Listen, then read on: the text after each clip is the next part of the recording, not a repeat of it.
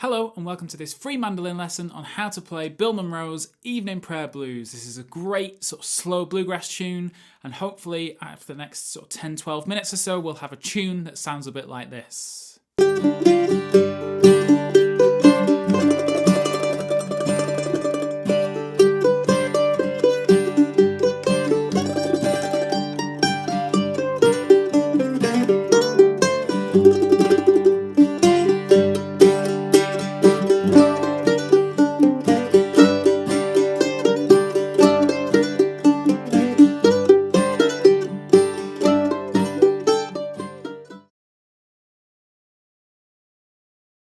Everything we talk about in this video is included in a free PDF which is linked in the description below this video. That has all the tabs and music, so you don't need to learn any of this by ear. This lesson is going to be split into two halves because it's aimed at beginner and intermediate. So we're going to start with what I would call the straight tunes. This actually wasn't Bill Monroe originally. This was originally a harmonica tune in A by a guy called DeFord Bailey in 1927. He wrote this and Bill Monroe was a huge fan of it and sort of took it onto the mandolin, switched it to G and wrote his own arrangement of it. But he always credited the original composer of it in this tune.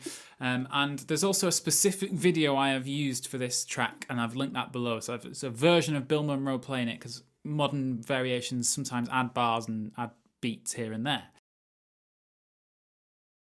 So for beginner players, we're just going to learn the melody. There's nothing too crazy to start with. It's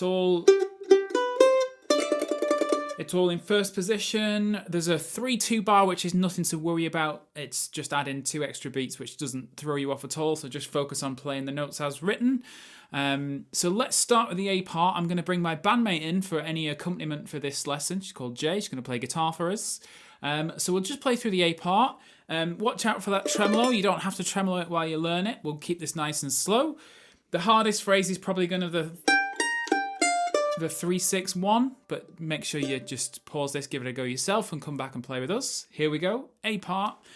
So this counting is 1, 2, 3, 4, 1. 1, 2, 3, 4, 1. 3, 4, 1, 2.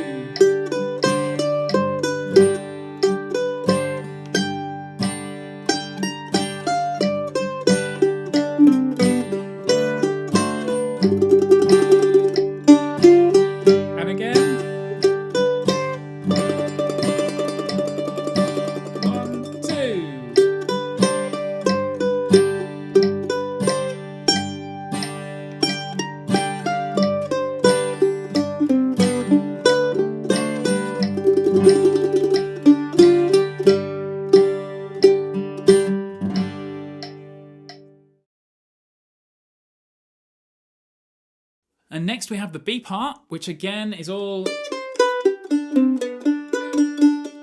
it's all in first position. Again, the 3-2 bar is nothing to be worried about. Just focus on playing the melody.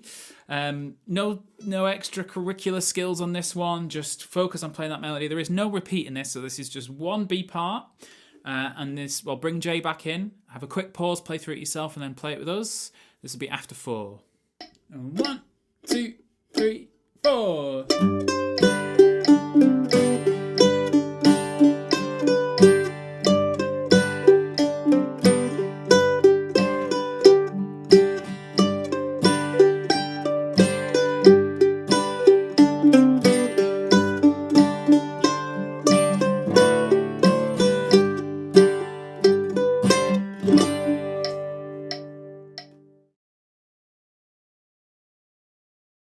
So before we dive in and start adding some bluegrass skills to that tune, let's just have one full play through the tune. 2 A's, 1 B as written. Bring Jay back in. Here we go. 1, 2, 3, 4, 1.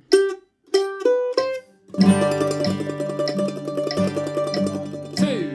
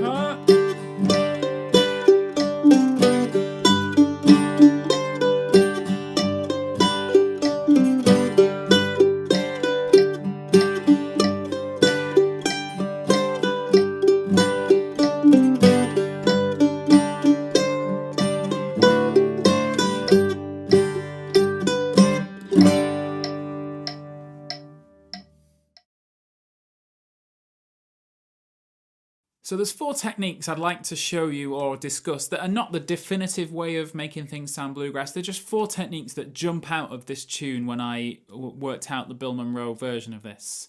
So the first one is some blues notes, because at the moment it's all very well tempered, that tune. That's all very major. That could be any style of music. We need to bluegrass this up, and we need to do that with some blues notes. And now in this tune we do that with a slide from the flat third into the third. So if you don't know what I'm talking about in terms of numbers, we're in the key of G. So if G is 1, so G, A, B, C, D, E, F sharp, G. So G is 1, A is 2, B is 3, C is 4, and so on. So B is the third note of the scale. So that's 3, so flat 3 is B flat. So what we do in this tune, anytime or most times there's a B, the third, we slide into it from the flat third. And that's indicated on the music by a little line, a sort of angular line going into the B. So the best example is the 5th bar, the bar of 3-2, where originally we had...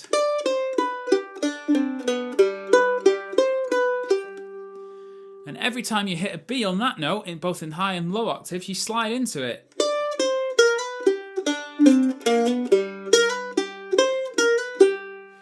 So we're not essentially adding notes, we're just starting a fret lower and then quickly sliding into it. So you've got to do it quickly, you can't go... It's got to be...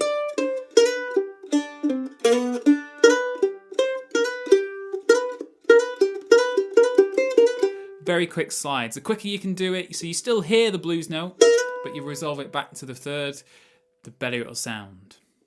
The second technique is how we can adapt the tremolo a little bit. So tremolo is not specific to bluegrass, obviously. Italian music is full of tremolo. And the tremolo in measure 1 is fine, it's nice. But it's a very bluegrass specific skill is to sneak in, similar to what we just did with the blues notes, sneak in a note before you get to the main note. So in this instance, so you actually start tremoloing on the 3rd fret and then instantly resolve up to the 5th fret. So you get a little grace note. So you don't want to go, you want to go. It's very subtle but quite effective. So the opening phrase, just a little grace note before you play that tremolo, and then we can tremolo in the 4th bar where you have that high note that lasts 2 beats. Now this is a tricky skill. You could do a similar thing. You could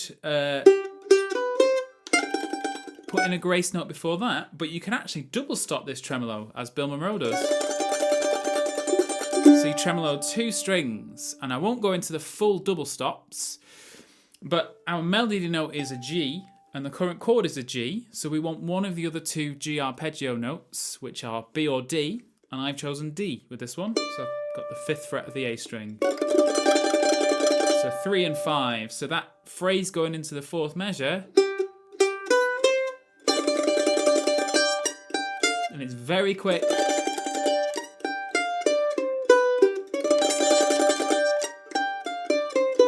So just have a little pause and try that.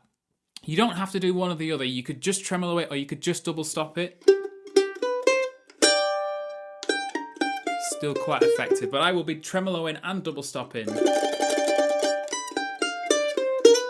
as well as my slides.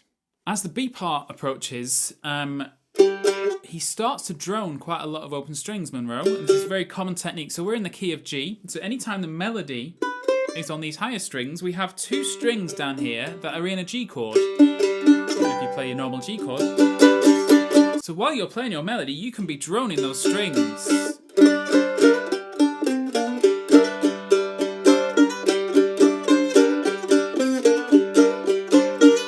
That's probably quite extreme. You don't do it that much, but you get the idea. So just being very loose with that right hand. I've actually tabbed it out a little more subtle than that. So the tab is written like this.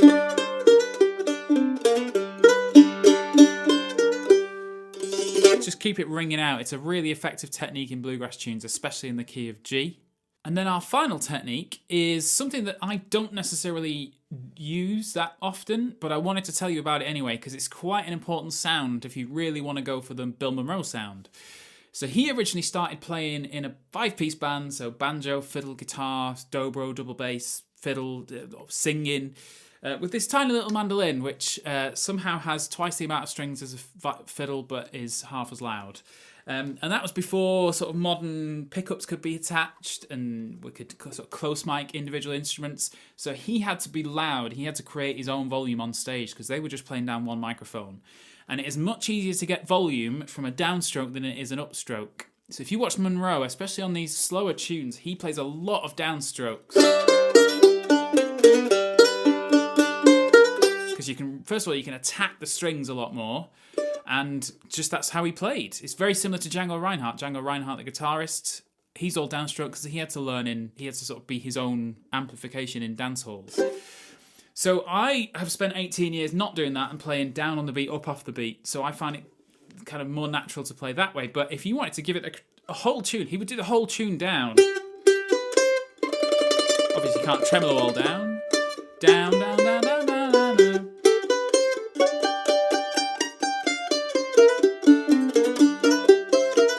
So it's all downstrokes there. That's how Bill Monroe would play it. So that's not necessarily something I'll be employing when we have a jam of this in a second, but it's definitely something you should pause this video and have a try, see if you like the sound of it, because it's how Monroe really gets his sound. It doesn't work that well when you start playing fast fiddle tunes. You've got to use some upstrokes then, because you'll be half as fast as everyone else, but certainly in these sort of slower blues tunes,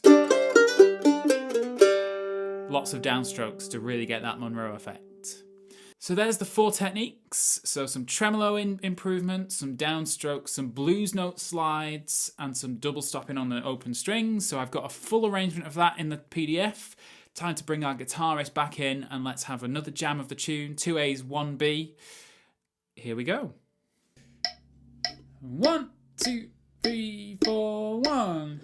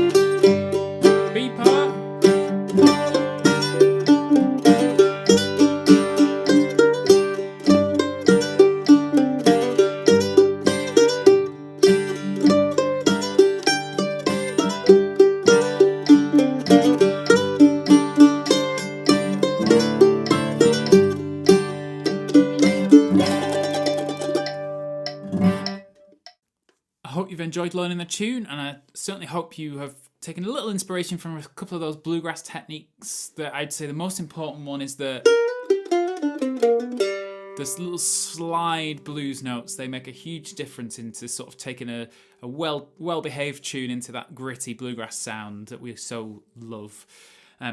We do these every month. I hope you've enjoyed the video. Please head over to mandomike.com if you've enjoyed what you've watched in the last few minutes, and we'll see you next month.